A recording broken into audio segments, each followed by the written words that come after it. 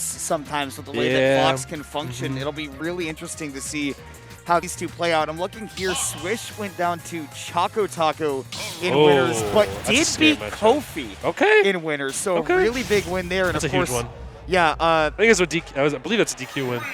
Oh, DQ. Yeah. Okay. So we're seeing a little bit of a Mickey Mouse bracket unfolding within our very eyes, but still, Swish is a good player. I love the call Saul tag, by the way.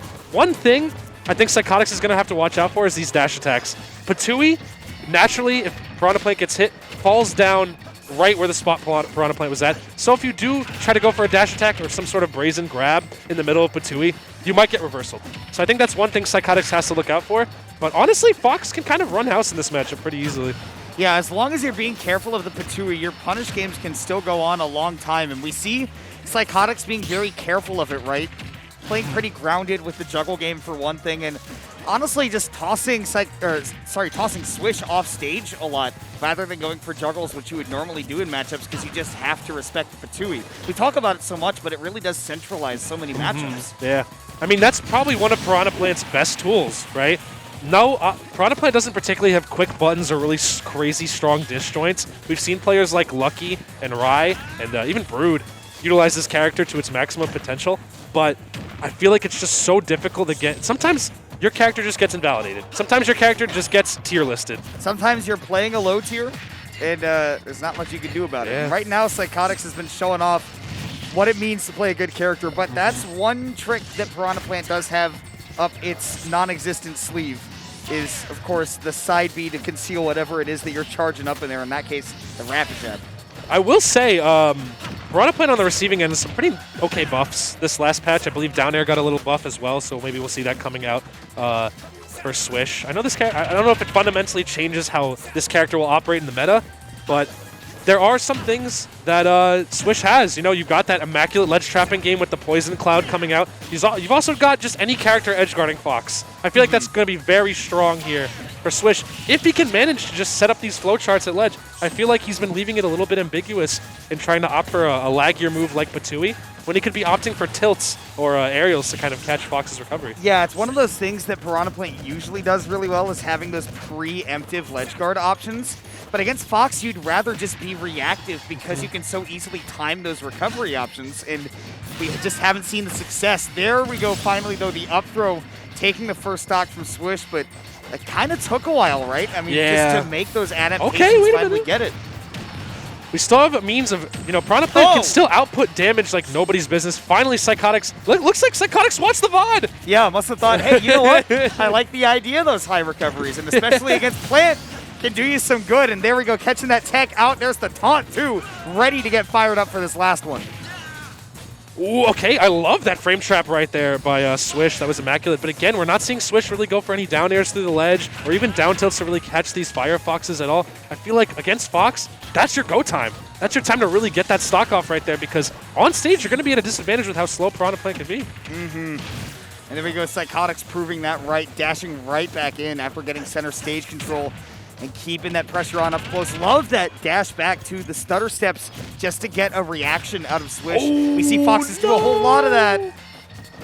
It's like Swish putting out an up smash right there, but only the first hit came out off that trade. That would have definitely been a stock for Swish if there was enough time to lead into that second hit. Yeah, I'm really looking to get it again, and I think Cycotyx is kind of caught on, right? That Swish is looking for kills just off of the anti-airs, and we've seen a very grounded Fox from Cycotyx thus far because of that. Okay, great down tilt. This is more of what I wanted to see from Swish earlier. I believe up throw kill percent is definitely within the realm right now, but again, trying to go for the same option too many times. Eventually, Cycotyx is just going to pull the trigger. Yeah, tuning into the fact that the back air timing just wasn't there yet from Swish, and Cycotyx went, well, you know what? If you're going to try and do it again and the hitbox doesn't come out, I've got one that will. You've got to make sure your execution is on point, especially with the low-tier character. I feel like that is where it's most important, because if you screw up, your avenue of punishment is going to fade away and you're just going to explode from it. So definitely some things Swish can tighten up, but we were seeing some promising changes. Little glimmers of what the next game could be.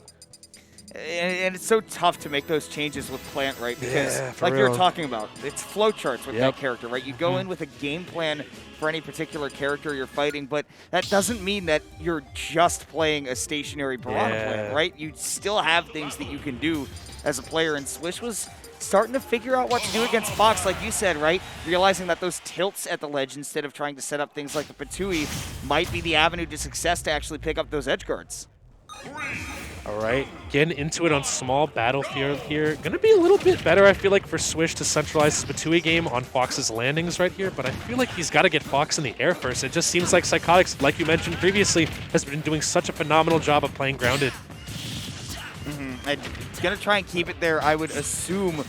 Although the big thing that we're going to see here on small battlefield is that the platform layout, the same, but keeping it up close is really good to get things started for Piranha Plant, right? Where now the Fox doesn't get to run away, create distance, has to kind of be forced to play around those projectiles, which we did see Swish land with that Patui. I haven't seen too many of these Batuis hitting, though. It looks like the spacing is just a hair off for Swish, or it's just that Fox is able to get back to the ledge far too quickly. I feel like in a situation like that, Swish has to kind of abandon the traditional flowchart ledge trapping that Piranha Plant does, and instead just opt for those normals. Opt for those normal aerials and just get those edge guards. I will say that that back air is anything but normal. That almost killed across the stage, and I don't care how light Fox is, that was still broken. Yeah, and again, we're seeing time and time again, there are situations where Swish is setting up the ledge trap game perfectly, but is instead trying to have it both ways. He's trying to go off stage or hit some sort of two-frame option to catch Fox after both Patui and the Poison Cloud are set up. You gotta pick one, my guy. You gotta pick one. And Cycotyx picked one thing to try and tilt his opponent. He hit that quick teabag after taking that stock flip. I might be the one tilted if I'm playing Fox right now, because where did 81 come from? Ooh, I feel like that parry would have led into an up smash right there for Swish if he pulled the trigger right there. But either way, Cycotyx has a little bit of work to do to make this back, as Swish has finally found themselves in this favorable position. That's the spacing I want to see. And that down B was almost perfectly made to hit, but Cycotyx, man, just barely inching the way back to the ledge, and could be all he needs, because we're kind of right back to dead even. Didn't manage to hit the back air right there. Might have fast fell it a little too quickly. Trying to get off the ledge here right now. It's looking mighty difficult. Fox just has a really good way of using his movement to trap you, especially now that we're in the offline realm once more. A place where Fox is wholly more effective. For real. Oh, and they'll both go. Was not watching the Patui, and Swish laughing it up in the player cam. I'm sure Cycotyx can appreciate the goofiness in that one too. I'd say worth. I feel like it'd be ultimately better. Like, I know Shine is a little bit situational, but I feel like against Patui, it diffuses it. I believe once you shine a projectile, it becomes yours, and you're no longer at the threat of being hit by it anymore. So that's maybe a thing that I feel like you can jump in and shine or something like that against the Patui. I might be capping, but I feel like that's something that can be utilized. The only problem with shining the Patui is that, especially if Piranha Plant launches it, it gets sent off at an angle that will never hit him. Yeah. And oftentimes you'll be left in lag from reflecting at something. It flies away. Yeah. I don't know how that thing works, but it flies away so quickly. But either way, Cycotyx just using his trademark Fox advantage to his disposal, catching that double jump out from Swish right there, and is going to nail himself the set. Wow. That was good. Oh, good sportsman shit, too. I love to see it. I love to see that, especially when somebody's like playing to tilt their opponent in-game, right, with like the teabagging and the taunts and everything. I don't mind that at all. I do it myself because I think that getting into your opponent's head is a smart thing to do, but show the respect afterwards, right? We show that this is all just in-game, and as people, it's fine. It's never personal, I mean, that either, wasn't I feel fine, like. but, I mean, you know. Unless it is, but traditionally, a lot of players will just do that in-game as a strategy. And out of game, there is no disrespect. Yeah, ball. We ball. Forget it. We ball. That's what, because we keep it esports. We say, forget it, we ball. You ever hear that? CeeLo Greens, forget you. No. I love Radiohead as a song. Dude, so back when Curtis Granderson played for the Mets, his walk-up song was Explosive by Dr. Dre. And so when he would walk up, it like literally every other word would just like be cut out. Yeah. So it'd just be like, I do it, and I get that, and I would. This is before we had like alternative versions where artists would literally change certain words to make a clean version. Yeah, so that can go on the radio and they can make their money. But it was just so funny because I'm like,